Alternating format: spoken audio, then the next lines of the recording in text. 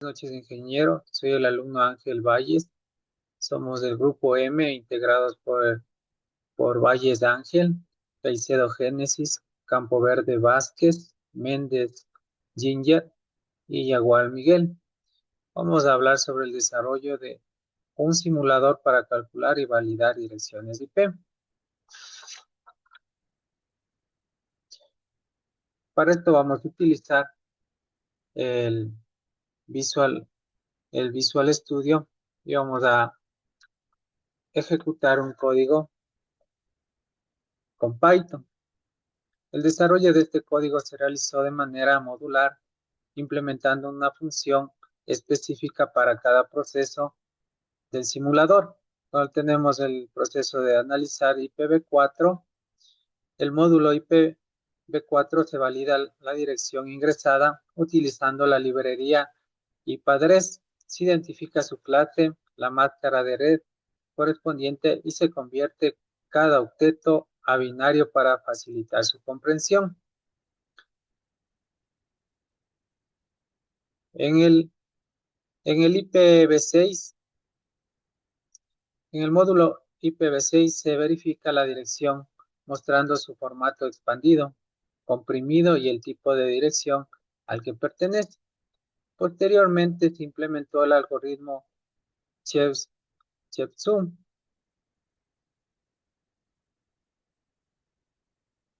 que calcula un valor de verificación a partir de un mensaje binario y simula la alteración de un bit para demostrar la detección de errores. Y finalmente tenemos el módulo CRC,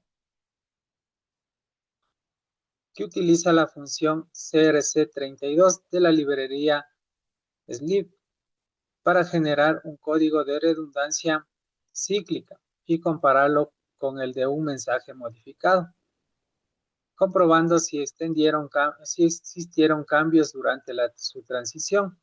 Todos los resultados se presentan en una interfaz gráfica desarrollada con Tkinter, permitiendo una interacción sencilla y didáctica para el usuario. Una vez concluido, le ponemos a ejecutar el código y observamos que se despliega el simulador, que tiene como título Universidad Estatal de Milagro. Y también observamos las pestañas del IPv4, IPv6, el Chebyshev y el CR7. A continuación, mis compañeros expondrán las siguientes partes del simulador. Gracias. Ingeniero, buenas noches. Mi nombre es Juan Campoverde y a mí me tocó el análisis del IPv4. Eh,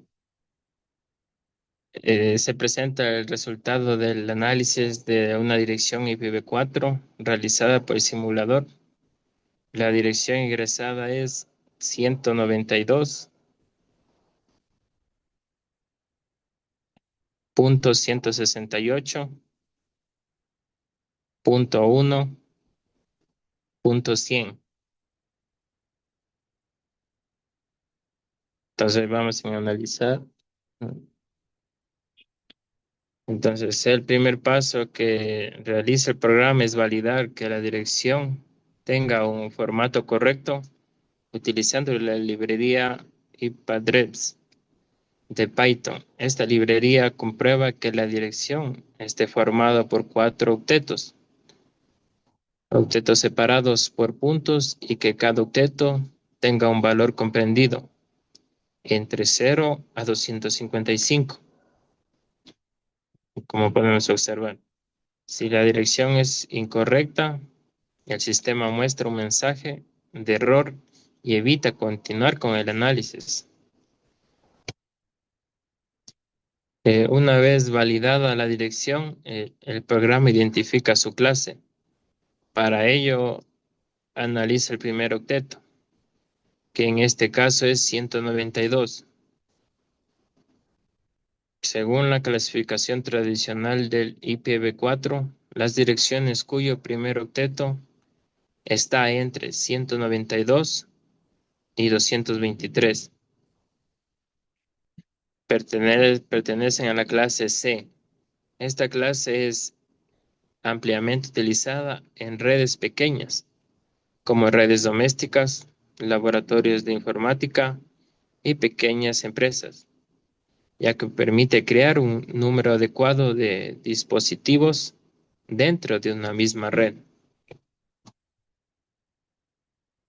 Después de identificar la clase, el simulador asigna automáticamente la máscara de red por defecto correspondiente, que es 255.255.255.0.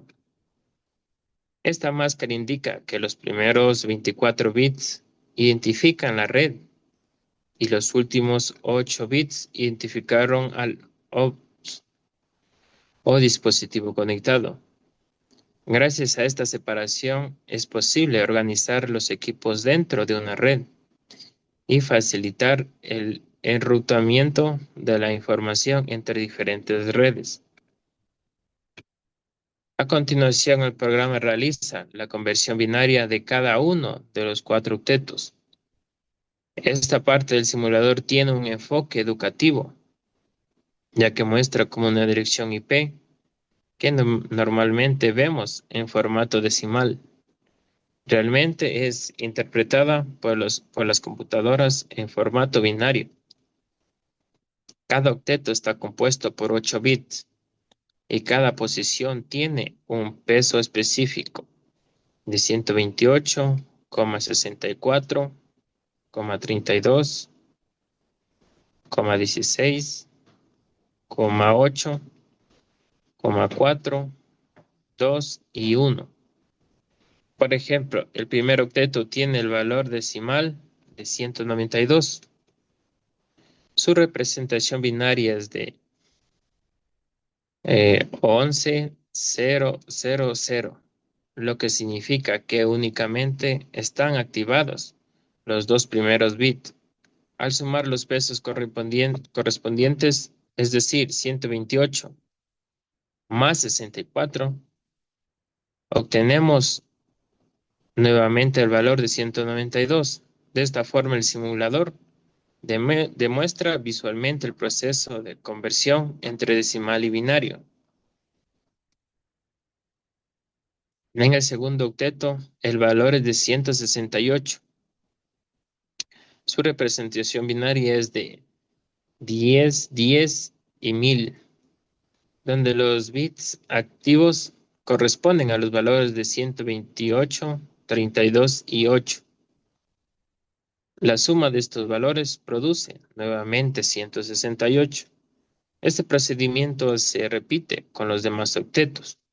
El tercer octeto tiene un valor de 1, por lo que únicamente el último bit pertenece activo, mientras el cuarto octeto corresponde al número 100, representando mediante la suma de los pesos 64,32 y 4.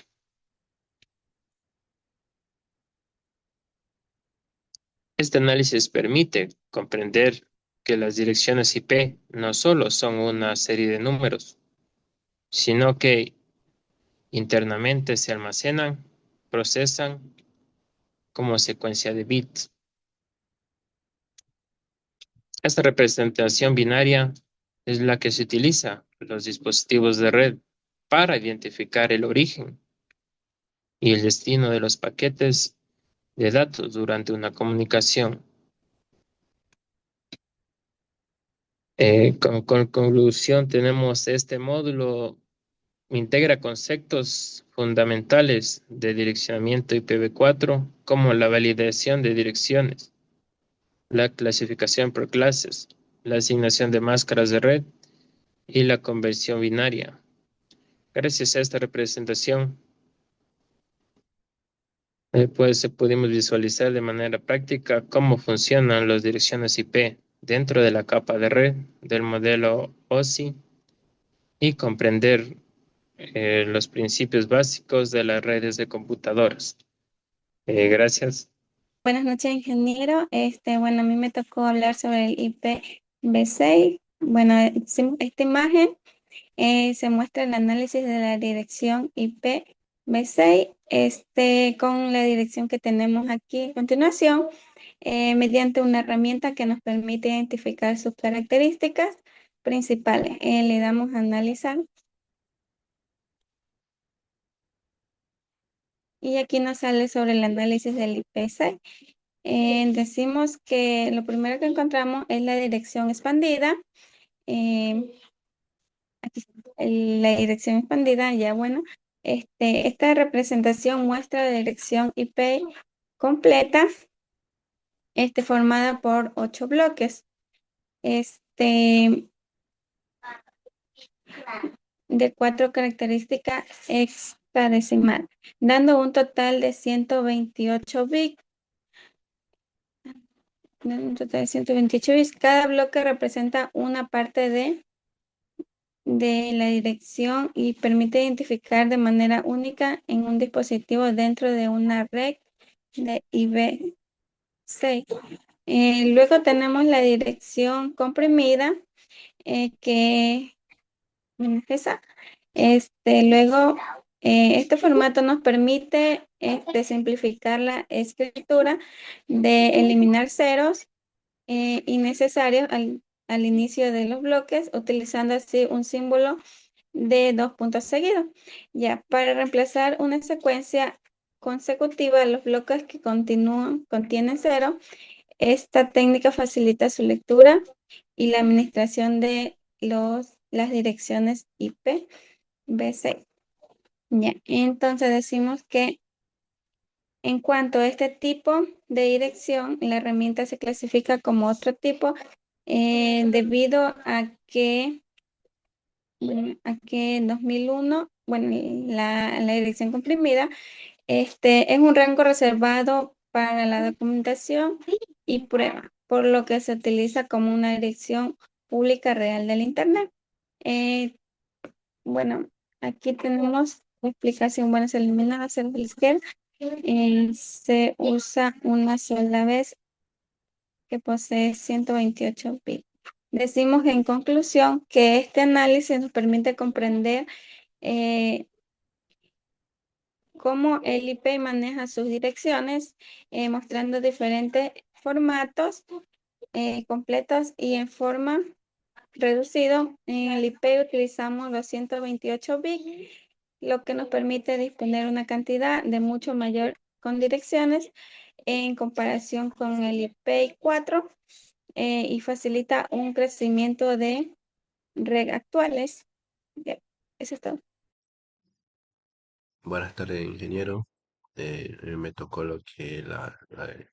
hacer la simulación de Jetson. Realmente, ¿para qué sirve este simulador? Que al final ayuda a verificar, para detectar errores en los datos cuando se transmiten de un dispositivo a otro por medio de una red. Y al final, ¿por qué se necesita el Jetson? Cuando no me información por una red, los datos viajan en forma de bits, es decir, mediante ceros y unos, que es el lenguaje de las computadoras. Durante ese recorrido pueden ocurrir que los bits cambien accidentalmente y pueden que suceda las interferencias por ruido electrónico, problemas por los cables, falla de los dispositivos, e incluso las dificultades de las conexiones inalámbricas. Digamos, Shenzhen es un valor de verificación que calcula utilizando los datos originales y que envía un emisor. Esto se puede imaginar como una especie de huella digital para control del mensaje. Antes de enviar un dato, un dispositivo emisor calcula el checksum y lo envía junto con el mensaje. Cuando los datos llegan al receptor, esto puede realizar el cálculo y después compara el resultado obtenido con el checksum que recibió. Si los valores no coinciden, se considera que el mensaje llegó correctamente, y si no coincide significa que ocurrió un error. Aquí en la demostración del simulador, para llegar a las partes del simulador, encontramos las diferentes pestañas que son la IPv4, IPv6, Chetsu y CRC. A mí me tocó la parte que es Chetsu.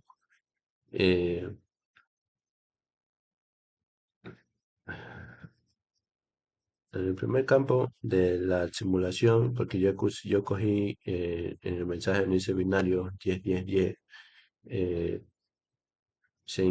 este número está formado únicamente por ceros y unos, el número de binario, porque las computadoras, como dije antes, solo conocen este lenguaje para procesar la información mediante este sistema. Por lo tanto, el 10-10 es el mensaje original enviado del emisor al receptor. Después de ingresar el mensaje, se presiona calcular. Al realizar esta sesión, el simulador toma el mensaje original y aplica el algoritmo programado para generar su valor de verificación. En otras palabras, el programa analiza el mensaje y crea un código que permita comprobar posteriormente si los datos fueron alterados. En la inserción de mensajes alterados, el simulador vuelve a mostrar el mensaje original que es 1010. Esto nos permite confirmar cuáles eran exactamente los datos antes de simular la transmisión. Es importante conservar el mensaje original como referencia porque luego la compararemos con el mensaje alterado. Debajo aparece el valor de Chetsu, que es en este ejemplo, que es el 01010-111. Este valor que funciona como el código de verificación del mensaje original. Su función también es ayudar a verificar la integridad de los datos. Significa que la información se mantiene completa y sin modificaciones desde que sale el emisor hasta que llegue al receptor. Y como se ve ahí, dice el mensaje alterado, el simulador muestra que el mensaje alterado es el 10-10-11. Si comparamos ambos valores, podemos asegurar que el mensaje original era 10-10, mientras que el mensaje alterado termina en 1. Por lo tanto, el último bit cambió de 0 a 1. Y entonces el simulador, esta modificación intencionalmente hace que sea un error para interpretar los datos. Después de modificar el mensaje, el sistema vuelve a verificar los datos. Un mensaje recibido ya no es igual al original. El cálculo realizado en el mensaje no coincide con el texto inicial. Por esta razón, el simulador muestra el resultado del error detectado correctamente. Esto demuestra que el Chetsu cumplió su función de identificar que los datos sufrieron una modificación. Es importante aclarar que el Chetsu no corrige el error. Su trabajo consiste únicamente en detectar que existe una diferencia.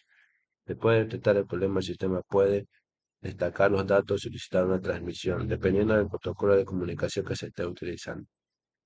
Para entenderlo mejor, también podemos imaginar cómo enviamos una caja con un sello de seguridad. El sello representa el Chetsu. Si la caja llega con el sello intacto, pensamos que su contenido no fue alterado. Pero si el sello no coincide o está roto, sabemos que algo ocurrió durante el transporte. De manera parecida, el Chetsu permite descubrir si el mensaje cambió durante el envío. El uso en redes del Chetsu se utiliza en protocolos de comunicación como la IPv4, la TCP y la UDP. El objetivo es ayudar y comprobar que la información recibida conserve su integridad y no sufra modificación alguna o accidental durante la transmisión de los datos. Y bueno, esa es toda mi exposición y gracias. Muy buenas noches, ingeniero. Muy buenas noches, compañeros. Me tocó exponer sobre el análisis del CRC. ¿Qué es el CRC? Es una técnica que detecta errores en la transmisión de datos digitales. Funciona tratando el mensaje como un número binario y aplicándole una división polinómica mediante operaciones SOR. No usa una resta normal. El resultado de esta división, llamado residuo, es el código CRC que se envía junto con el mensaje.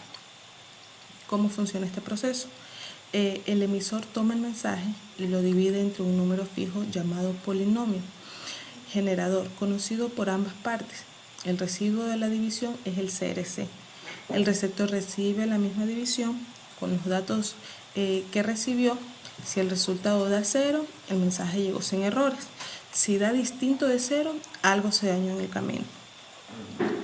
Como podemos ver aquí tenemos el código de CRC, tenemos un mensaje que dice hola UNEMI, ponemos ejecutar el código, ahí se calcula el CRC32, calculó como un F7AA7E26 en hexadecimal, y al agregar solo un punto al final, o sea, hola UNEMI punto, el CR cambió totalmente, que es lo que podemos visualizar aquí. El CRC cambia totalmente, de 17 a 32 bits, se modificó, aunque solo se alteró un carácter. Esto simula lo que ocurrirá si el mensaje se corrompiera durante una transmisión real, como por ejemplo por interferencia en la red, y demuestra un en vivo el principio fundamental del CRC. Cualquier alteración de los datos, sin importar qué tan pequeño sea, genera un código de verificación totalmente diferente. La aplicación en una red real es el mecanismo que usa el receptor para saber si un mensaje llegó intacto, recalcula el CRC de los datos recibidos y lo compara con el que venía adjunto. Si no coincide, el sistema detecta el problema y puede solicitar que se reenvíen los datos. Para finalizar, es importante aclarar que el CRC no corrige errores, solo los detecta. Cuando el receptor nota que el residuo no es 0, simplemente pide que se reenvíe el paquete. Pero por eso el CRC es la base de la confiabilidad en las redes modernas, ya que no evita que los datos se dañen, pero sí garantiza que un error nunca pase desapercibido. Eso es todo, muchas gracias.